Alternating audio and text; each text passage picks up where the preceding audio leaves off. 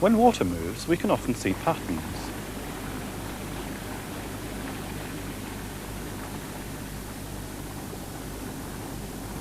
Here, at the Victoria Falls, it's quite a complicated pattern. But for this whirlpool, it's a little simpler. The pattern is caused by particles flowing as time passes. Here, the particles are water molecules, but they don't have to be. This galaxy appears to be flowing in a spiral round its centre. Real flows like this are quite difficult to analyse mathematically.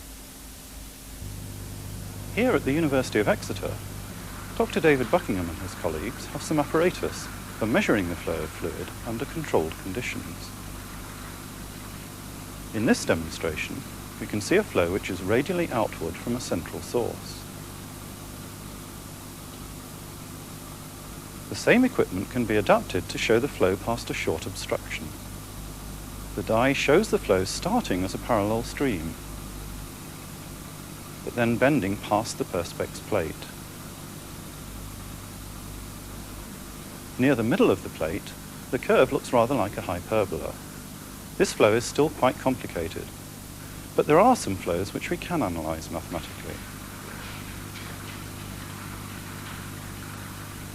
In this experiment, the fluid moves in circular paths, as we can see by carefully dropping some dye onto the surface.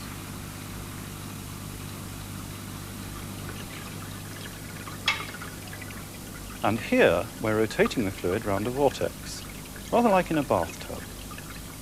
If we add some fine aluminium powder to track the flow, we can see interesting spiral patterns.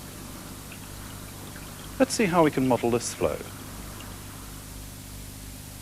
The pattern is a spiral which moves towards the origin, and the further away a point is, the faster it flows. To see what happens to the fluid at a particular point, we can imagine its velocity. A short time later, it will have moved to a new point, where it has a new velocity, and so on. This flow goes around the origin.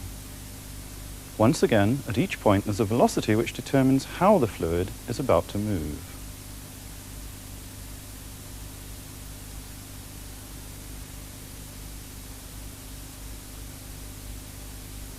The path through any given point is called a flow line. With this flow, the fluid seems to flow away from the origin. The flow lines are quite complicated, but as always, there's a velocity at each point.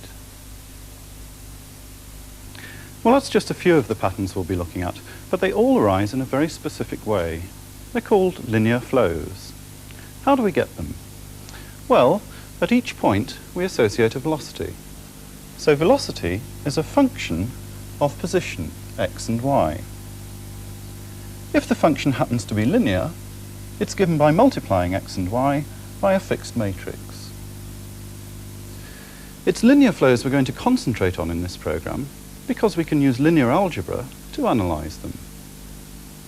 What can we say about such flows in general? One thing you probably spotted on the animation. The origin never moves. According to this formula, the velocity at x equals 0, y equals 0 is 0. And no velocity means no movement. Well, that's all very well, but what happens to the other points? Peter? Well, it turns out the shape of flow you get will be one of these. But the direction of all the arrows might be reversed, so that here the flow might go clockwise rather than anti-clockwise. But the general pattern will still look like one of these. Of course, we've done our best to make these look as simple as possible. For instance, whenever the flow is a straight line, we've used that line as an axis. And we've chosen our scales carefully too. If you don't do that, then the shape may appear slightly different. In this case, both the x-axis and the y-axis are flow lines. But if we change our coordinate system, change our basis if you like, we can deform the model. The general shape's the same, into the origin along here, and out along here, and past the origin along these hyperbolas. Here's another example. The flows are circles, but by a suitable rescaling of the axes, we can get ellipses. And if we hadn't chosen the direction of the axes carefully, we might have found that the ellipses are rotated, like this. And we can even reflect our axes to change a lovely flow like this into one like this.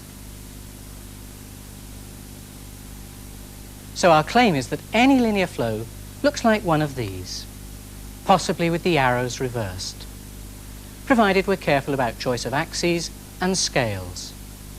And all that amounts to is a good choice of basis.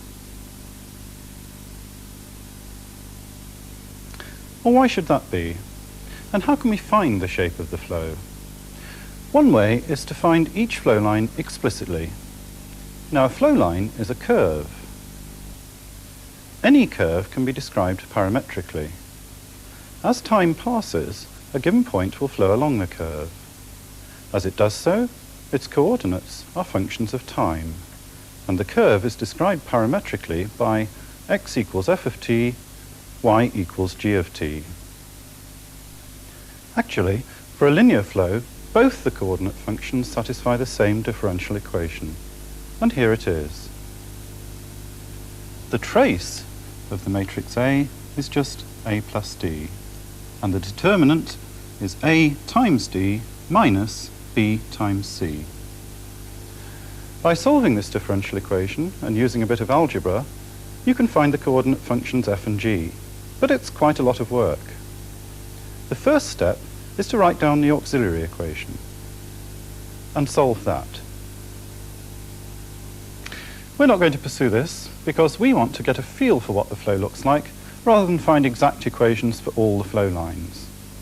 The fact is that we can use this equation to find the shape very quickly. You may have spotted that this equation is also the equation from which we find the eigenvalues of the matrix A. And since the flow is defined by A, well, perhaps it's not so surprising that its shape depends on algebraic properties of A, such as eigenvalues and eigenvectors.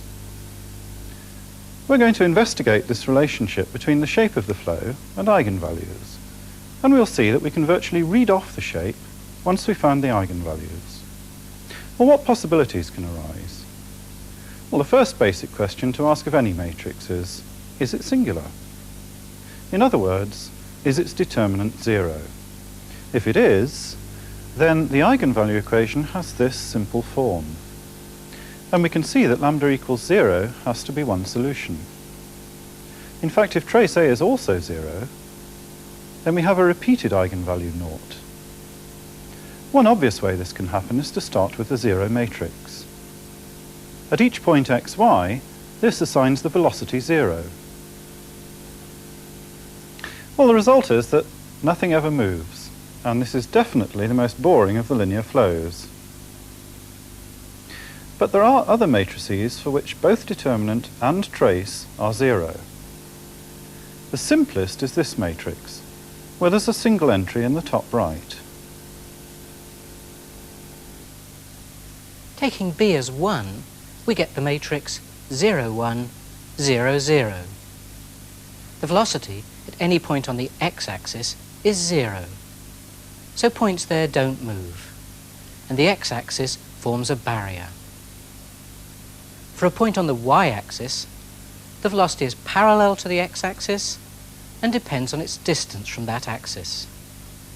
So when y is negative, it points the other way.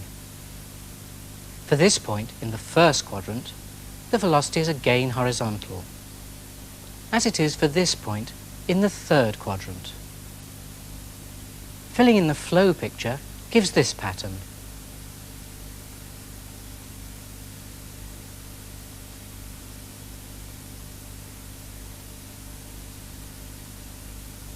Okay, but what if A is still singular, but its trace is non-zero? Well, lambda equals 0 is still a solution of the eigenvalue equation, but this time lambda equals trace A is a different solution. The simplest matrix which behaves like this is lambda 0, 0, 0. We're going to look at the case where lambda equals 1. For points on the x-axis, the flow is radially outwards. For points on the y-axis, there is no movement. For this point, in the first quadrant, the flow is horizontal, as it is for this point. And filling in the flow picture, we get this. Notice that the eigenvectors, here both the axes, correspond to lines on which the flow is 0 or radial.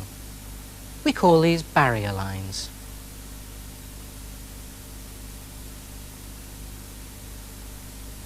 Well, that's all that can happen if the matrix A is singular. If both eigenvalues are 0, we either get no flow at all, or this peculiar shear-like flow. And if one of the eigenvalues is non-zero, then what we get depends on the sign of the eigenvalue. Now, how does that work? Starting with no flow, both eigenvalues 0, we let one eigenvalue increase gradually. The flow is away from the y-axis and parallel to the x-axis. As lambda increases, the flow looks the same, but simply moves faster. Now let's decrease lambda, back through 0, where there's no flow, and let it become negative. A similar pattern emerges, but this time the flow is towards the y-axis. The more negative lambda becomes, the faster the flow.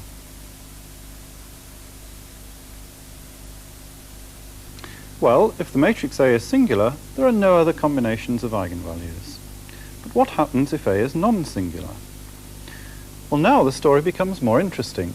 You see, we now have a general quadratic equation here for the eigenvalues, and so we can find ourselves in one of three possible situations. Either the roots are real and unequal, or they're complex, and in fact complex conjugates, or they're real and equal. We'll go through each of these in turn, again taking the simplest possible matrices as typical examples. In the first case, the eigenvalues are real and unequal. The simplest example of this behaviour is just a matrix where the eigenvalues are on the diagonal, like this. In this situation, there are always two linearly independent eigenvectors, and in our case they're the x and y axes. The shape of the flow we get depends on the signs of the eigenvalues. Here, at points on the x-axis, the flow is radially outwards, so this is a barrier line. Here, on the y-axis, it's also radially outwards, giving another barrier. At this point, in the first quadrant, it's outwards but upwards. And here in the third quadrant, it's sloping downwards. Filling in the picture gives this outwards flow. It's called a source. And what happens if we change the signs of both of the eigenvalues from positive to negative? Well, the flow is similar, but inwards. It's called a sink. But if we change the sign of only one eigenvalue, the flow changes completely. The x-axis is still a barrier line flowing outwards, while the y-axis is a barrier line flowing inwards. Here, in the first quadrant, we flow down to the right. And here, we flow up to the left. So filling in the picture gives this. All the flow lines are hyperbolas.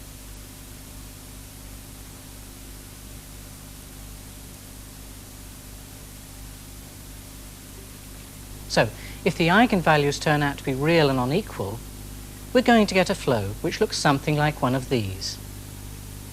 And as we've seen, it's the sign of the eigenvalues which tells us which one it actually is. Right, now for the second possibility. What happens if this equation has no real roots? In other words, the eigenvalues are complex. What sort of flows do we get? Well, the simplest such matrix is A minus B, B, A. and the eigenvalues are just the complex conjugates A plus or minus IB. This matrix is not unlike a rotation matrix. Just imagine A as cos theta and B as sine theta. This provides a valuable clue as to what to expect. We'll look at the simplest case, where A and B are both equal to 1. This time, there are no real eigenvalues and no eigenvectors, and so there are also no barrier lines. On the x-axis, the flow is either upwards, like this, or downwards, like this. And similarly, on the y-axis, it's to the left or the right. At this point, it's turned upwards, like this. And here it goes downwards. So what's the flow? Well, filling in the flow picture, we get this outward spiral. It's outwards because the real part of the eigenvalue is positive. If the real part is 0, we get concentric circles. And when it's negative, the flow spirals inwards.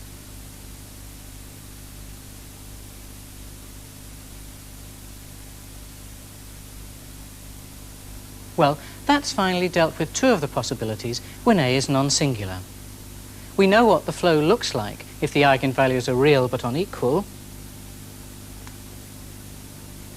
or if they're both complex. So what's left? Well, what remains is the possibility that the eigenvalues of A are real and equal. This quadratic has repeated roots. Now, as usual, the shape of the flow will depend on the sign of the eigenvalue.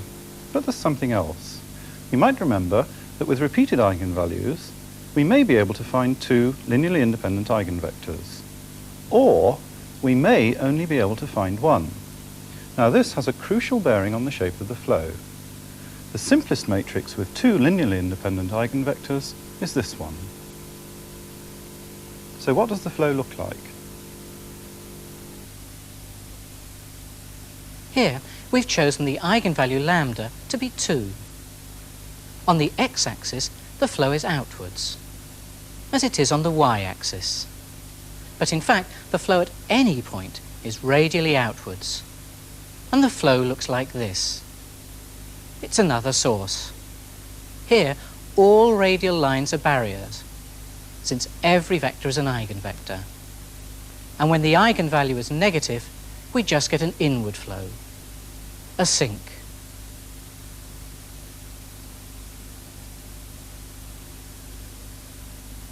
Well, we've got a repeated eigenvalue, and we've just dealt with the case where you can find two linearly independent eigenvectors. The simplest example where there's only one is this matrix, lambda 1, 0, lambda. So now what's the flow going to look like? Here, we've chosen lambda equals 1, and the only eigenvectors are points on the x-axis, where the flow is outwards, along the barrier line. At points on the y-axis, the flow is like this. And for a point in the first quadrant, like this. And in the second quadrant, it's like this. What we have is a bit more complicated than usual. Can you guess what the flow picture looks like? Well, since the eigenvectors only give one barrier line, the x-axis, it has to look like this, an odd outwards flow. And if the eigenvalue had been negative, it would have been inwards, like this. So, what have we discovered? Well, we've investigated the kinds of flow which arise from all the different algebraic possibilities for the matrix A, using the simplest choice of matrices. So in fact, what we've done is completely catalogue the shapes you can get from a linear flow. So let's summarize them. If A is singular, then at least one of the eigenvalues is 0. If both are, it's either no flow or this flow. And if only one eigenvalue is 0, then we get one of these shapes. And as usual, the direction of the flow depends on the sign of the eigenvalue. If A is non-singular, we have the three possible cases. First, the eigenvalues could be real and unequal. And we get pictures like these, according to the signs of the eigenvalues. Or if the eigenvalues are complex, we just get one of these. And which one depends on the sign of the real part of the eigenvalue. And finally, if the eigenvalues are real and equal, we get one of these.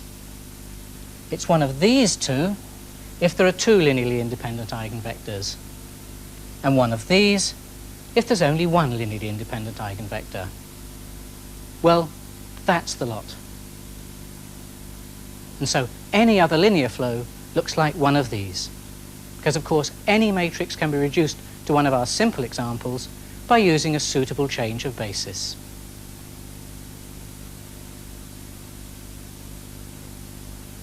Well, to see how all this works, let's take a particular example. Which pattern is this flow going to have? Here's A with trace 2 plus minus 4. Well, that's just minus 2. And the determinant of A is 2 times minus 4 minus 3 times minus 3. And that's just 1. So the eigenvalue equation is lambda squared plus 2 lambda plus 1 equals 0. And this has equal real roots of minus 1. So our flow is one of these two general shapes. The flow must be inwards because lambda is negative. To find out which type, we'll search for linearly independent eigenvectors. Because this has 2, while this has only 1.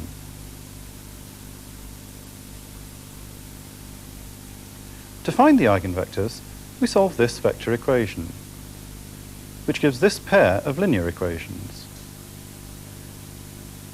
In fact, both these equations reduce to x equals y, and so all the eigenvectors must lie in this one line. There's only one linearly independent eigenvector, which means the flow's got to be like this, except that the barrier line is deformed to x equals y. So it's like this, or possibly its reflection in the barrier line. To find which it is, all we have to do is plot the velocity at one point. Here it is, and so here's the final flow picture.